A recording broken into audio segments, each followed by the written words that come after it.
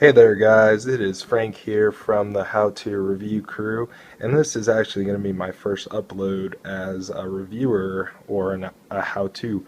So pretty much today what we're going to be going over is we're going to be reviewing the Corsair Vengeance 2100, and it's also a Dolby 7.1 surround sound gaming headset. Wow, I'm sorry I butchered that. And it's also wireless, so I want to get into it and kind of explain it. I've been using it for about 2 months now, and it's one of the best headsets I've ever had. So let's get into it. Guys, after opening up the really neat box, what you're gonna find is gonna be a couple of things. First of all, you're going to have two USBs that you plug into your computer, one USB stick, a bunch of pamphlets, and the headset itself. So first of all, we have here the two USBs which plug straight into your computer, and one of them connects to this USB stick, which is actually your wireless adapter, which connects from the headphones to here, which connects through your computer to your internet and so on. And this is the charging cable for the headset. So both of these plug straight in your computer. They're both very long, and the wireless adapter actually has a folding mount, so it makes it, you know, more maneuverable to put pretty much anywhere you'd like it. Kind of like that. First of all, I would like to apologize for how this pamphlet actually looks. My dog actually got a hold of it, which is odd. I know that's something most people don't say, but yeah, my dog actually did get a hold of this. Anyway, next thing you'll come across is actually the pamphlets. And this would be the quick start guide, and I'll go over that in a minute. Of course, the safety leaflet, and all that good stuff. And the warranty guide, which is in like 20 different languages, and then of course this little thing, blah blah blah, 20 more languages. So pretty much this is the quick start guide. It helps you get this connected to this. And it's very simple. It tells you exactly what to do with the cords. It also shows all the features of the headset, which I'm going to show you guys right now. Last but not least, the headset. The main thing you paid, what was it, like $108 for, is this wireless headset. This beauty, this goddess, I don't know, whatever you want to call it. So there's a couple of features I really enjoy. First of all, it's wireless. I can walk all the way around my room and not have to worry about wires. Second of all, the battery life is wonderful. You would think running a wireless headset all day would just drain it and be gone within a couple hours. I run this about, let's see, I run it between an hour to 8 hours a day, and these things work fine. I very rarely hear the beep, which lets me know that it needs to be plugged in. So now I'm going to continue on. As I said earlier, there's a beep that comes on when the headphone is actually dead. Now the thing is, it's not an annoying beep. If you have a Turtle Beach X42, you understand the beep, because this is a wireless headset and it beeps really loud and annoyingly, and it sucks when you're in the middle of a game. This has a very late beep. You can't really, you can hear it, but it doesn't annoy you. And that's what I love about this. So it beeps, but it doesn't annoyingly beep. Wonderful thing about the headset is it's very maneuverable. If I want to lay it down on my desk flat, I can do it. If I want to curve the headphone on my head sideways, I can do it. The mic is also maneuverable. You can push it up and down, and there's actually a very neat feature. When it's down, say you're talking and your mom comes in and she's like, hey, you know, like, come do this, or you start getting yelled at, just pop the mic up, your friends can't hear it. So that's a wonderful thing of art. Left-hand side of the headphones, which is obviously the most important part because that's where you have your microphone, that's where you have your on and off button, and that's also where you have your volume control, which is a little scrolly wheel, and it's sort of tricky to maneuver. It kind of takes a lot of practice. I've barely mastered it, and I've had these headphones for about 2 months now. Another thing about this headset, as I said earlier, it is equipped with 7.1 Dolby digital surround sound, which most gaming headsets are equipped with nowadays, but one of the best things about this headset, and most headsets around nowadays, hey, maybe you don't want to just game. Maybe you want to bump, you know? This headset has the capability to do that, and very comfortably.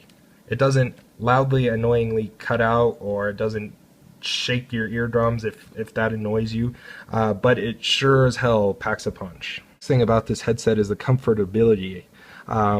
I was highly surprised because I actually used to use Turtle Beaches on my PC, and this is a PC gaming headset for all of those who actually don't know anything about Corsair. They make PC parts and PC gaming equipment, well, not gaming, but keyboards, mice, all kinds of stuff like that. So, I'm sorry I didn't mention that earlier. I just kind of thought that was, no. Anyways, I used to use Turtle Beach X12s, I believe it was, on my PC, and I use X42s for my Xbox 360, my Xbox One, and this by far is probably one of the most comfortable headsets I've ever used. Now, no, I have never used Astros, and I have a review coming up for those, hopefully sometime within the week. And the comfortability with those is amazing as well.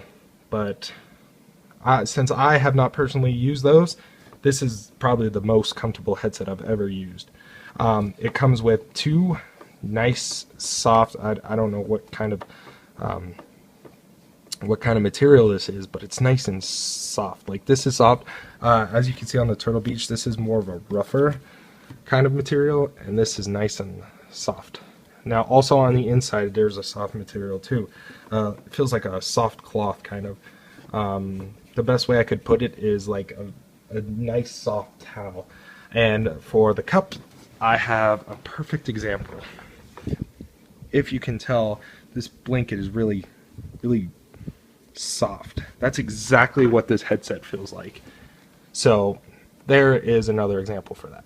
Really big question I know I'm gonna get is a lot of people have big heads, and I completely understand that. I'm one of the lucky ones who does not have such a big head, and I can pretty much fit into any kind of headset or hat.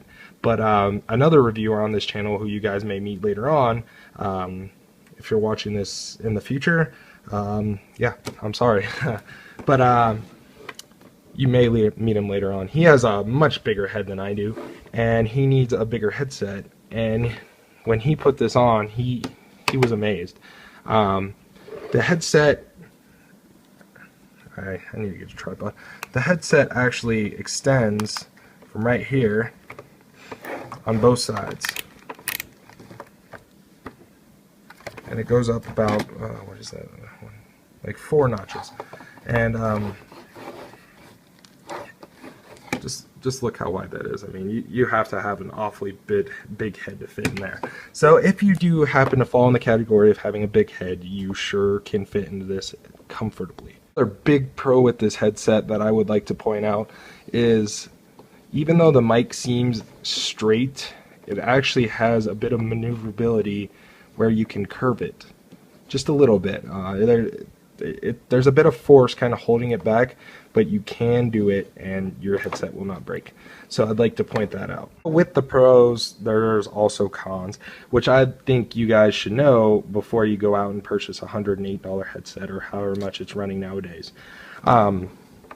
First of all, of course, the headset's wireless, and there's something like a 0.2 second delay between a wired headset and a wireless headset. So if you're really into gaming in that 0.2 seconds or however much it is really does affect you, then this may not be the headset you're looking for. Another con that I personally feel, and this may not affect others, is the actual mic volume output. See, I can't control per se. It's very difficult to kind of control how exactly you like the sound of the headset.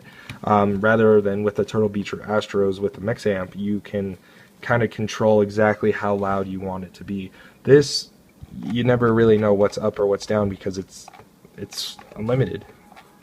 Like, see, if you can hear that, I just scrolled all the way up, so that means I've been playing with it and scrolling down forever, and I just never know. So that may be another con. Hey guys, there is one last con that I personally have with this headset, and this may or may not be a big one depending on if you record YouTube videos or not, but actually recording with the mic, the quality isn't the best. In fact, it's not very good at all. I can show maybe later on in a video if people would like to hear how not good the mic quality is. Talking to your friends and stuff is a different story. The mic quality is actually rather good, but the fact of trying to record a video, the quality just didn't come out as good as I'd like it. You can kind of hear a little annoying sound off in the distance, and that annoys me, and if that annoys me, then I feel like that would annoy my viewers, and that's why I don't record with these, for that sole purpose. But other than that, this is a wonderful headset, and I will give it a rating right now. Hey guys, here's just a test showing how the audio sounds from the microphone. So now on to rating the headset. So I'm going to give it my rating and then a rating I would feel for someone other than me. So my rating for this headset is actually a 9 out of 10. For the sole purpose that I'm docking a point is because of the mic quality for recording. That's my biggest issue with this whole headset is I don't really have a microphone on my PC. I do on my laptop, but not on my PC that I can record with and sound well. So I'm going to have to actually go out and buy another one just because of the fact that these sound like crap when I'm trying to record. Now since I did my personal review on it, like I said before, I've been using these for about 2 months, and that's why I rated a 9 out of 10 because of how wonderful they are. They have never broken on me, and they shouldn't. It's only 2 months in, and I've worn them enough to where I'm used to them and I can control them. But who knows? Maybe other people have issues with them. I don't know anybody who has issues with them, but I'm just saying. So for another person who's not me, who hasn't broken them in, they just pulled them out of the box, I would rate these an 8 out of 10 for the sole purpose that the mic quality isn't very good for recording, and it's actually rather difficult to connect this to this to that to that. I had a lot of issues trying to connect my headset to this, and maybe because I'm a male and I don't like to read instructions, I like to do stuff by myself. But even after I read the instructions, it didn't connect right away, and the headphones didn't sound wonderful when I joined TeamSpeak to talk to my friends later on. And I found out that's because the headset obviously needed to be charged. So I let it charge and restarted it a couple of times, and ever since then, these headphones have worked wonderfully, and I highly recommend them due to the fact that they are comfortable, they're great for gaming. I have not had an issue with gaming. I play all kinds of games, DayZ, CSGO, all kinds of stuff. So wonderful for gaming, wonderful for music, wonderful for everything. So guys, if you don't have a pair of headphones, gaming headphones, and you're looking for a new pair, which aren't relatively expensive, but they're not on the cheap side either. They run about $108, including tax, or that's how much it cost me when I got these at Best Buy. I recommend these 100%, especially if you have problems like wires like me.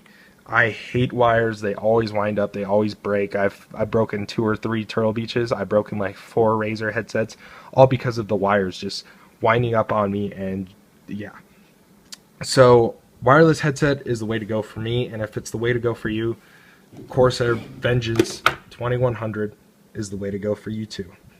I'll talk to you guys later. I hope you enjoyed this review.